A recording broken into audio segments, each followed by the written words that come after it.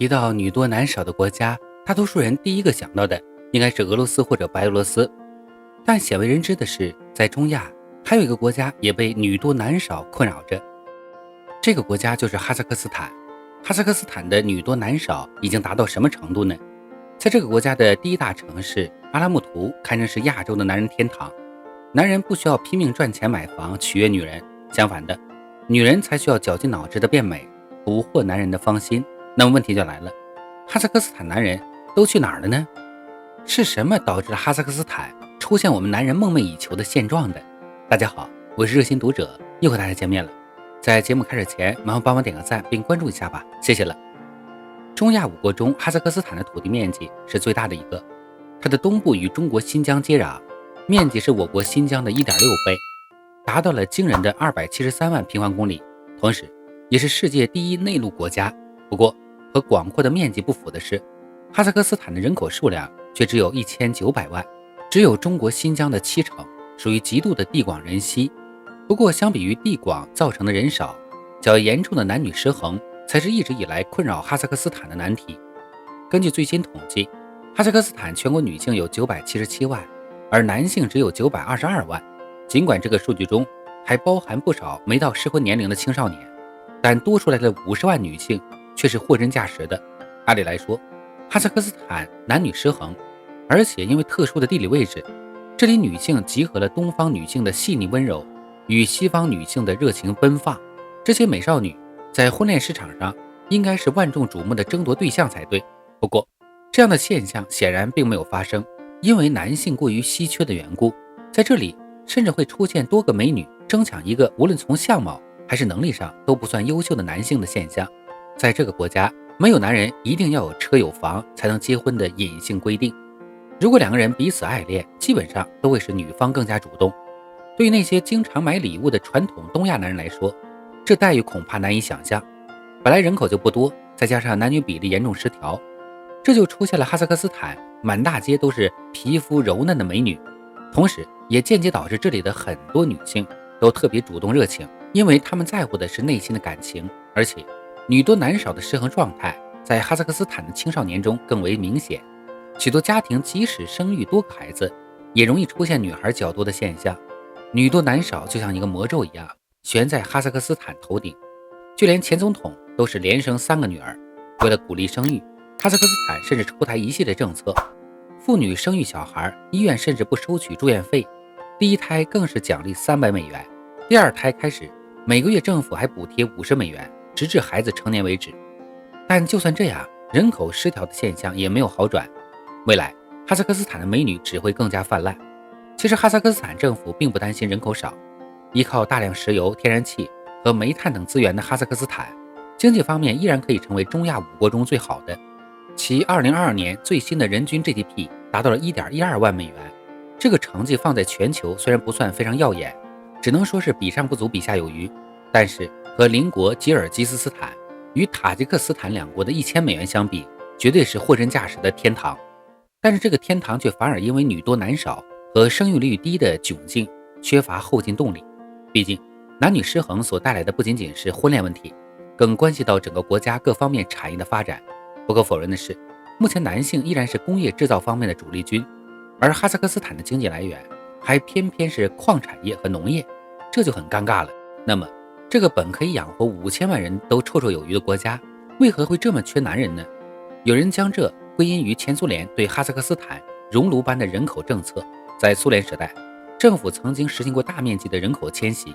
暂时性的弥补了哈萨克斯坦加盟共和国内部的男女失衡状态。不过也因此产生大量的混血后裔。目前仅2000万人口不到的哈萨克斯坦就有超过140个民族，其中很大一部分都是这样产生的。苏联解体后，混血人种太多的隐患也随之爆发，大量的俄罗斯族裔开始选择返回俄罗斯，其中有以需要外出拼搏闯荡的男性为主导。当时即使是暂时没有返回俄罗斯或无法返回的俄罗斯族男性，依然将移民俄罗斯作为目标，这就让曾经勉强实现男女平衡的哈萨克斯坦一夜回到解放前。解体当年，哈萨克斯坦女性就已超过844万，而男性只有790万。这么些年过去了，性别失衡依然未被调和过来。并且正在酝酿新的问题。哈萨克斯坦的最大城市阿拉木图在国际上有一个很出名的外号，叫做欲望之都。在许多人口中，这里是丝毫不逊色于迪拜的权贵可以随意享乐的完美地区。而导致这个现象主要和哈萨克斯坦的地理位置有关，因为毗邻里海，占据了整个里海的东北方，哈萨克斯坦因此掌握了大量的油气资源。不过，通过卖资源获得的利益，却并没有成为全体国民的福利，绝大部分依然是被权贵阶层占据。特别是阿拉木图，虽然从1997年开始，哈萨克斯坦已经迁都阿斯塔纳，但是这里依然是哈萨克斯坦经济最发达的第一大城市，更是灯红酒绿、滋生浮华的名利场。因为哈萨克斯坦美女泛滥的趋势，这里更是成为了整个中亚权贵势力释放欲望的聚集地。加上西方势力的各种搅局，以阿拉木图为代表的哈萨克斯坦也不断在西化和开放的混乱思潮中沉沦。特别是对于普通人而言，受到各种思潮影响，在男女失衡的状态下，婚恋市场中男性更加有恃无恐地秉持不婚主义，将婚姻作为累赘放纵自我。这让哈萨克斯坦希望以自然生育的方式平衡男女失衡彻底成为泡影。更重要的是，见惯了纸醉金迷的男男女女开始不断倾向于奢靡的生活。根据一项问卷调查显示，许多哈萨克斯坦90后年轻人不愿意投身更加务实的工作，而是希望挣大钱和获得社会地位。在这样的思想和社会氛围指引下，哈萨克斯坦男女失衡造成的大量美女资源，正在为这种欲望和享乐主义提供有利条件。只不过，能够真正纵情享乐的依然是权贵阶层。目前，哈萨克斯坦的风俗女人数在2.5万人左右，他们中有一部分人来自吉尔吉斯斯坦、乌兹别克斯坦和塔吉克斯坦等邻国。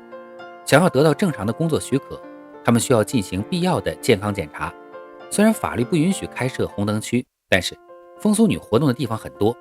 站街揽客依旧是非常普遍的方式。除此之外，还有很多性工作者不用上街揽客，而是在酒吧、旅馆、咖啡馆这些地方工作。以前，哈萨克斯坦的报纸上有很多性工作者登载的揽客信息，可以说相当具有时代的特色。不过，随着社会经济的发展，这种方式虽然还有一定的市场，但已经开始被互联网这种更加便捷的方式取代。顾客只要在网络上稍加搜索，就能够找到有关性工作者服务的信息。该国性工作者的服务费用变化幅度较大，$50到$300不等，与欧美国家相当。虽然性工作者本身工作是合法的，但是由于诸多的限制，该国的性工作者多次呼吁彻底实现风俗行业合法化，理由是这样能更好地保护他们免受潜在的骚扰以及顾客和拉客者的伤害。合法化还将遏制疾病传播的速度，为风俗女和顾客提供更好的健康服务。除此之外，性工作者还从经济方面强调了合法化的重要性。他们认为这样可以为国家缴纳可观的税收，对双方可以说是利大于弊。在风俗业合法化的争论之下，哈萨克斯坦的一个网站还进行了一项民意调查，在超过15000名受访者中，有61%的人赞成风俗业合法化。不过有人还是认为这很难准确反映人们的普遍看法，只有大多数性工作者才彻底赞成合法化。除此之外，该国的一些残疾人机构还要求国家为他们寻求风俗女服务提供一定的补贴。当然了，这种想法也遭到拒绝。该国风俗业完全合法化的争论还在持续，不知道何时有个结果。好了，本期内容分享就到这里了，我们下期再见。